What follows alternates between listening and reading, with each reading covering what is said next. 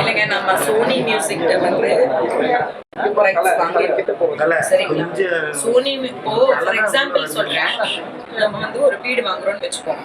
ஒரு பில்டிங்ல வந்து இப்போ வந்து ஒரு பிராண்ட், ஒரு அபார்ட்மெண்ட் காம்ப்ளெக்ஸ்ல நம்ம ஒரு வீடு வாங்குறோம்.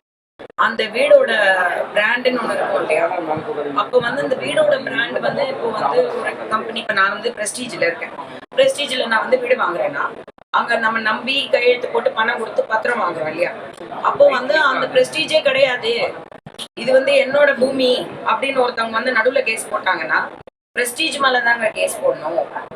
அப்ப சோனி மியூசிக் வந்து நானுன்னு இல்லை, அது வந்து பாத்தீங்கன்னா அந்த குட் பேட் அக்லி சில படங்களுக்கு, அந்த என்ன படம் வந்து குணா சாங் வந்தது மஞ்சுமல், சாரி மஞ்சுமல் பாய்ஸ், அது மேல கூட கேஸ் போட்டாங்க. அந்த மாதிரி பல படங்கள் மேல போடுறாங்க. ஆனா அவர் வந்து ஒரு பேட்டியில சொல்லியிருந்தாங்க, நான் பார்த்தேன், இந்த மாதிரி வந்து என்கிட்ட வந்து எனக்கு மரியாதை கொடுத்து என்கிட்ட வந்து பர்மிஷனா வாங்கினா நான் காசு கூட தேவையில்லை, நான் கொடுத்துருவேன்.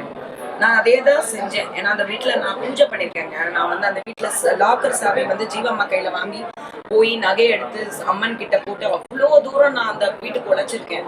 அந்த குடும்பத்துல நான் ஒரு மருமகளா போக வேண்டியவங்க. இதுக்கு மேல நான் சொல்ல முடியாது.